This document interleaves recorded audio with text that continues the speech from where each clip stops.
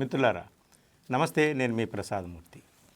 దేశవ్యాప్తంగా main stream media లేదా local media, మన తెలుగు మీడియా ఎవరూ పెద్దగా పట్టించుకునేటువంటి ఒక విషయం గురించి, ఒక వార్త గురించి, ఒక అంశం గురించి ఈరోజు మీకు చెప్పాలని ఈ చిన్న వీడియో. అదేమిటంటే, సుప్రీంకోర్టు ఈ దేశంలో ఉన్నటువంటి ప్రధాన రాజకీయ పక్షాలకు, అధికారంలో ఉన్నటువంటి పార్టీలకు, నాయకులకు, అధికారులకు అందరికీ కూడా ఒక కీలకమైనటువంటి సందేశం ఇచ్చిందండి సుప్రీంకోర్టు. అది ఈ దేశానికి అవసరం. ఈ దేశం యొక్క సెక్యులర్ ఫ్యాబ్రిక్ సజీవంగా ఉండాలంటే, రాజ్యాంగంలో మనం పొందుపరుచుకున్నటువంటి ఆ లౌకిక తత్వం ఏదైతే ఉందో, లౌకిక భావం ఏదైతే ఉందో, సహోదర భావం, సోదరత్వం బతికి బట్ట కట్టాలంటే ఈ దేశంలో అందరూ కూడా చాలా సంయమనం పాటించాలి. ముఖ్యంగా అధికారంలో ఉన్నటువంటి వాళ్ళు, రాజకీయ పక్షాలకు చెందినటువంటి నాయకులు అందరూ కూడా మాట్లాడేటటువంటి మాటల్లో, చేసే ప్రసంగాల్లో, ఇచ్చే ఇంటర్వ్యూల్లో అందరూ కూడా సంయమనం పాటించాలి. సోదర భావాన్ని పెంపొందించే రీతిలో నడుచుకోవాలి, తమను తాము ఆ రీతిలో మలుచుకోవాలి అని చెప్పి సుప్రీంకోర్టు త్రిసభ్య ధర్మాసనం ఇచ్చినటువంటి పిలుపు పెద్దగా పత్రికలు పట్టించుకోలేదు. నా చేతిలో హిందూ పేపర్ ఉంది, ఇందులో మాత్రం టాప్ హెడ్డింగ్లో వచ్చినటువంటి వార్త. నేను మిగిలిన తెలుగు పేపర్లు చూశాను, ఎక్కువ నేషనల్ పత్రికలు కూడా ఒకసారి చూస్తే పెద్దగా లోపల ఎక్కడో సింగిల్ కాలంలో వార్తలు ఉన్నాయి, మన వాళ్ళు పెద్దగా పట్టించుకోలేదు. సుప్రీంకోర్టు ఒక పిటిషన్ మీద జరిగినటువంటి చర్చ, వాదనలు, ఈ నేపథ్యంలో chief justice Suryakant, justice BV Nagarathna, justice Joymalya Bagchi, ఈ ముగ్గురు కూడా ఒక పిటిషన్ మీద స్పందిస్తూ చేసినటువంటి వ్యాఖ్యలు చాలా కీలకమండి. ఈ దేశంలో సౌభ్రాతృత్వం ఏదైతే మనం అనుకుంటామో, పిల్లలకు నేర్పుతామో, భారతీయులందరూ నా సహోదరులు అని ఆ భావం సజీవంగా ఉండాలి అంటే అందరూ కూడా, ముఖ్యంగా ఏలికలు, పాలకులు, రాజకీయ పక్షాల్లో ఉన్నటువంటి వాళ్ళు, అధికారులు, పోలీసు యంత్రాంగంలో ఉన్నటువంటి వాళ్ళు అందరూ కూడా సంయమనం పాటించి ఏం మాట్లాడినా అది సోదర భావాన్ని పెంపొందించేలా ఉండాలి. కానీ మనుషుల మధ్య మానవత్వాన్ని మంటగలిపి విద్వేషాన్ని రెచ్చగొట్టేవి కూడా ఉండకూడదు. అలా ఉండకూడదు అని చెప్పి సుప్రీంకోర్టు స్పందించింది. దేని మీదయ్యా అంటే, ఒక పిటిషన్ యాక్టివిస్టు రూప్ రేఖా వర్మ పిటిషన్ మీద వాదనలు జరిగాయి నిన్న.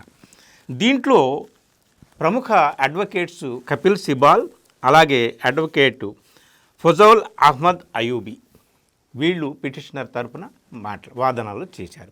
ఏమిటి విషయం, ఎందుకు ఈ సందర్భం వచ్చింది, ఎందుకు రాజ్యాంగాన్ని కాపాడాలి, ఎందుకు సెక్యులరిజాన్ని కాపాడాలి, అందరూ కూడా, నాయకులందరూ కూడా సంయమనం పాటించాలి, సోదరభావాన్ని పాటించాలని సుప్రీంకోర్టు కూడా స్పందించి చెప్పాల్సినటువంటి అంత సందేశాన్ని ఇవ్వాల్సినటువంటి అవసరం ఎందుకు వచ్చింది, ఆ పిటిషనర్ పేర్కొన్నటువంటి అంశాలు ఏమిటి?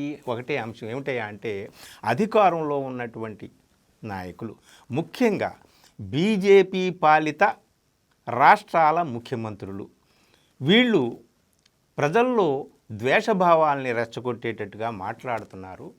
వీళ్ళకి సంయమనం పాటించేటటువంటి ఆ రీతిలో తగినటువంటి ఆదేశాలు కోర్టు జారీ చేయాలి అని చెప్పి ఆ పిటిషన్ పేర్కొంది. సో ఏ నేపథ్యంలో ఇది జరిగింది మనకు తెలుసు. ఇటీవలనే అస్సాం ముఖ్యమంత్రి హిమంత బిశ్వశర్మ ఆయన ట్విట్టర్లో ఒక కార్టూన్ పోస్ట్ చేశాడు. ఒక సామాజిక వర్గానికి చెందినటువంటి వ్యక్తి మీద ఆయన తుపాకీ గురిపెట్టినట్టు పోస్ట్ చేసి తర్వాత అది వివాదం వస్తే తీసి పాడేశాడు, అది వేరే విషయం. కానీ దాని మీద దేశవ్యాప్తంగా దుమారం. అంటే ఆయన అట్లాగా తీసివేసిన, ట్విట్టర్ పోస్ట్ చేసినటువంటి ఆ కార్టూన్ని తీసివేసిన, ఆ కామెంట్ని తీసివేసిన, ఆయన మనసులో ఉన్నటువంటి భావాల్ని ఎవరు తీసివేస్తారు? సో ఆయన ఏకంగా ప్రత్యక్షంగానే చెప్తాడు, బహిరంగంగానే చెప్తాడు. మైనారిటీ వర్గాన్ని గురి చేసి, మైనారిటీ వర్గానికి గురి పెట్టేటటువంటి వ్యాఖ్యలు, మాటలు ఆయన మాట్లాడుతూ ఉంటాడనమాట. అసలు ఎస్ఐఆర్ ప్రక్రియ అనేటటువంటిది ఒకటి ఎన్నికల సంఘం నిర్వహిస్తుందే, అసలు ఆ నిర్వహించేదే ఒక సామాజిక వర్గాన్ని బయట నుంచి వాళ్ళందరూ వచ్చారని చెప్పి వాళ్ళందరినీ ఏంటి అవతల పాడేయడం కోసమే అని చెప్పి డైరెక్ట్గా చెప్తున్నాడు. ఇక యోగి ఆదిత్యనాథ్ ఆయన మాట్లాడే మాటలు, ఇలాగా రాజకీయ పక్షాల వాళ్ళు ప్రజల మధ్య విద్వేష భావాన్ని రెచ్చగొట్టేటట్టుగా మాట్లాడుతున్నారు. వీళ్ళని కంట్రోల్ చేసేటటువంటి ఒక మెకానిజం ఏదైనా ఉండాలి. సుప్రీంకోర్టు నుంచి ఈ విధమైనటువంటి ఆదేశాలు వాళ్ళకి ఇవ్వాలని పిటిషనర్ ఇందులో పాల్గొనడం, దీని మీద సుప్రీంకోర్టు ప్రధాన న్యాయమూర్తితో సహా ఇతర ఇద్దరు న్యాయమూర్తులు బాగా స్పందించారండి. ఇది ఈ పిటిషన్ రైజ్డ్ సీరియస్ ఇష్యూ అని చీఫ్ జస్టిస్ సూర్యకాంత్ వ్యాఖ్యానించారు.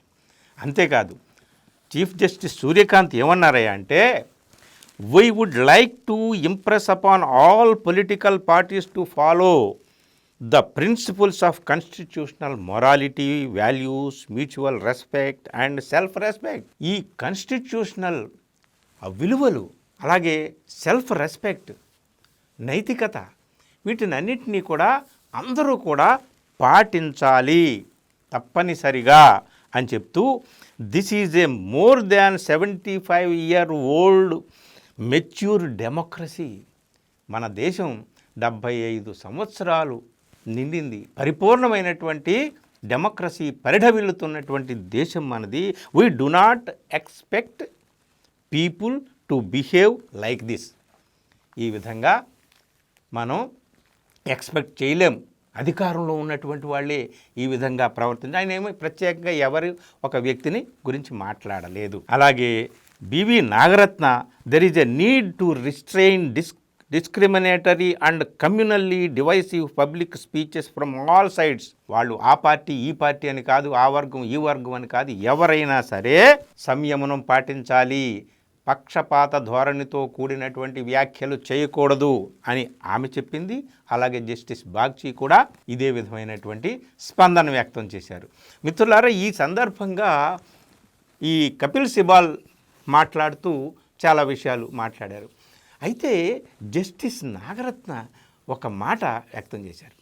మనం వ్యాఖ్యలను అయితే అడ్డుకోగలం, మనుషులనైతే అడ్డుకోగలం, కానీ ఆలోచనని ఎలాగా మనం ఆపగలం అంటే ఆ ఆలోచనే రాకూడదు. ఈ దేశంలో ఉన్న మనుషులందరూ కూడా ఒకే తానులో ఉన్నటువంటి పోగులు, అందరూ కలిస్తేనే ఇది ఏర్పడింది, ఈ దేశం ఏర్పడింది. సర్వ భాషల, సర్వజాతుల, సర్వ ప్రాంతాల సమాహారం కదా, సర్వ మతాల కులాల సమాహారం కదా మన దేశం. సో యూనిటీ ఇన్ డైవర్సిటీ కదా మనది. కాబట్టి వీళ్ళందరూ కూడా సమానంగా ఉండాలి అని చెప్పేసి, అంటే officials and political leaders must foster fraternity, సహోదర భావాన్ని పెంపొందించే రీతిలో అందరూ కూడా నడుచుకోవాలి, అందరూ మెలగాలి అనేటటువంటి రీతిలో మాట్లాడారు. కానీ ఆలోచనల్ని ఎలాగ మనం అరికట్టగలం అంటే ఇది చాలా కీలకమైనటువంటి మాట. అసలు ఆలోచనే రాకూడదు. వాడు వేరు, నేను వేరు, వీళ్ళు మనవాళ్ళు, వాళ్ళు అవతలి వాళ్ళు, ఇట్లాంటి ఆలోచనే రాకూడదు. అయితే అలాంటి ఆలోచనలు ఉన్నటువంటి వాళ్ళు చేసేటటువంటి వ్యాఖ్యల వల్ల అటు అధికారుల మీద, అడ్మినిస్ట్రేషన్ మీద కూడా ప్రభావం పడుతుంది. దానివల్ల ప్రజల్లో అలజడి, ఆందోళన రగిలేటటువంటి అవకాశాలు ఉన్నాయి. దానివల్ల కీలకమైనటువంటి కొన్ని పరిణామాలు కూడా సంభవించేటటువంటి అవకాశాలు ఉన్నాయని కపిల్ సిబాల్ లాంటి వాళ్ళు మాట్లాడారనమాట. సో ఇది చాలా ప్రధానమైనటువంటి అంశం. నేషనల్ మీడియా పెద్దగా పట్టించుకోలేదు, తెలుగు మీడియా పెద్దగా పట్టించుకోలేదు.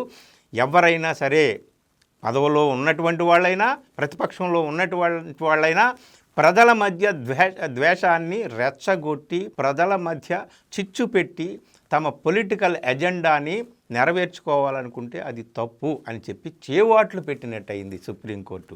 ఇది గుర్తుపెట్టుకోవాలి. అయితే ఇక్కడ సుప్రీంకోర్టు ఇంకొక మాట చెప్పింది. మీరు కేవలం ఒక పార్టీకి చెందినటువంటి ముఖ్యమంత్రులు, ఒక పార్టీకి చెందినటువంటి నాయకుల గురించే పేర్కొన్నారు ఈ పిటిషన్లో, కాబట్టి ఇదేదో ఏకపక్షంగా ఉంది, దీని పిటిషన్ని సరిచేయండి అంటే నేను కొన్ని రోజుల్లో సరిచేసి మేము ఈ పిటిషన్ ఇస్తామని చెప్పి కపిల్ సిబాల్ చెప్పారనమాట.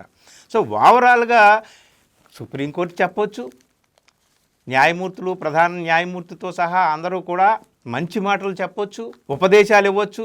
కానీ ఎవరుంటారు? హిమంత విశ్వశర్మకి ఎవరు చెప్తారు? యోగి ఆదిత్యనాథ్కి ఎవరు చెప్తారు? అస్సలు వీళ్ళందరూ కాకుండా సాక్షాత్తు మన ప్రధానమంత్రి మొన్న జరిగినటువంటి జనరల్ ఎలక్షన్స్లో మేము మెడలో మంగళసూత్రాలను మాయం చేసేస్తారు వీళ్ళు అని చెప్పి, అలాగే బహుత్ బచ్చేవాలే అని చెప్పేసి, అంటే అధిక పిల్లలు ఉన్నటువంటి వాళ్ళు అని చెప్పి ఒక సామాజిక వర్గాన్ని ఎద్దేవా చేసేటటువంటి పిన్ పాయింట్ చేసినటువంటి మాటలు ఎలక్షన్లో, లాస్ట్ టైం ఎలక్షన్లో మనం ఆయన మాట్లాడినటువంటి మాటలు ఎంత గందరగోళాన్ని సృష్టించాయి. అందరూ కూడా ఎంత తీవ్రమైనటువంటి విమర్శ ఎదుర్కొన్నాడు ఆయన ఆ సందర్భంగా. సో ఆయన మీద ఎవరు చర్యలు తీసుకున్నారు? ఎలక్షన్ కమిషన్ తీసుకుందా? సుప్రీంకోర్టు తీసుకుందా? సో నాయకులు వాళ్ళ మనసులో ఉన్నటువంటి ఈ భావాలను, ద్వేషభావాలను తొలగించుకోకుండా కేవలం వ్యాఖ్యల మీద నియంత్రణ చేయడం అనేటటువంటి సుప్రీంకోర్టు ఇలా ఉపదేశాలు ఇవ్వగలదేమో కానీ నియంత్రణ అనేది నాయకులే తమను తాము నియంత్రించుకోవాలి. మనసులో ఏమన్నా మకిలి ఉంటే దాన్ని తుడిచేసుకోవాలి, కడిగేసుకోవాలి. స్వచ్ఛంగా ఉన్నప్పుడే మనసు, మన మాటలు కూడా స్వచ్ఛంగా ఉంటాయి.